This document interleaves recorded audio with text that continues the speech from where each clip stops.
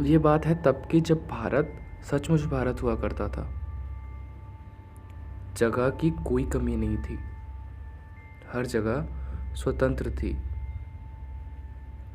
लोग एक जगह को छोड़कर दूसरी जगह जाने में बिल्कुल नहीं कतराते थे। गाज़ीपुर पुराने समय से ही एक मुस्लिमों का छोटा सा गांव था, लेकिन वहाँ के लोगों को वहाँ की हवा में कुछ शैतानी शक्तियों की बू आने लगी थी। इसलिए गांव वालों ने वो गांव रातों रात खाली कर दिया था। सरफुद्दीन खान गांव के एक बड़े व्यापारी थे और पढ़े लिखे होने के कारण वे इन सब बातों पर ध्यान नहीं देते थे। इसलिए उन्होंने गांव छोड़कर ना जाने का फैसला किया, पर उनकी बीवी रुखसार के कहने पर उन्हें गांव छोड़ना पड़ा। गांव के करीब 600 गज की दूरी पर उन्होंने एक शानदार घर बनवा लिया। सरफुद्दीन की एक बेटी भी थी जिसका नाम रूबीना था। रूबीना के कमरे से उसका छोटा हुआ गांव साफ दिखाई पड़ता था। गांव के बीचों बीच टीले पर एक खंडर था। रूबीना अक्सर अपनी खिड़की से उस खंडर को देखती थी। रात के समय वो चांद को देखते वक्त उसकी नज़र खंडर पर भी चली जाती थी। चांद खंडर के सटीक ऊपर हुआ करता था।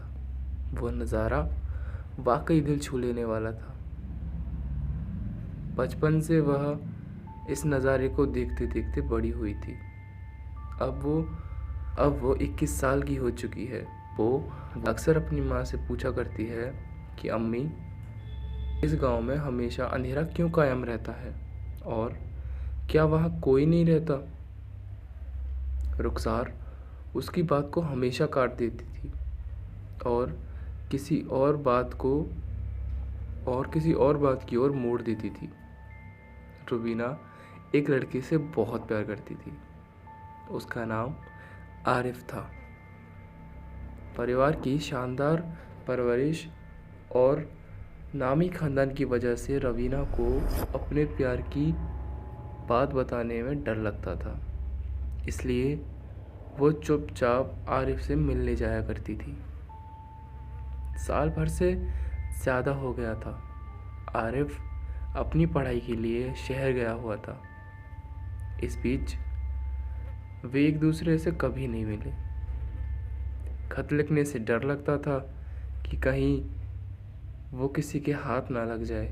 एक बार रूबीना को एक नौकरानी ने खत दिया। उसे देखकर वो चौंक गई थी कि उसे भला कौन खत लिख सकता है।